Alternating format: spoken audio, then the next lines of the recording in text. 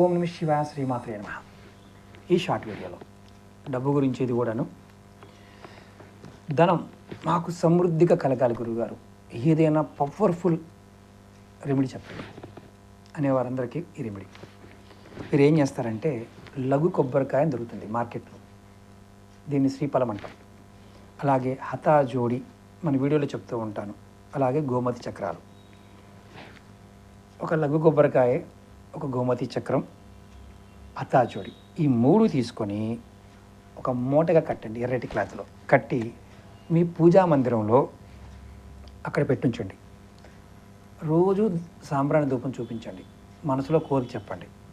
మీ ధనం దినదినాభివృద్ధి చెంది మంచి అభివృద్ధిలోకి వస్తారు. హతజోడికి ఆసక్తి ఉంటుంది.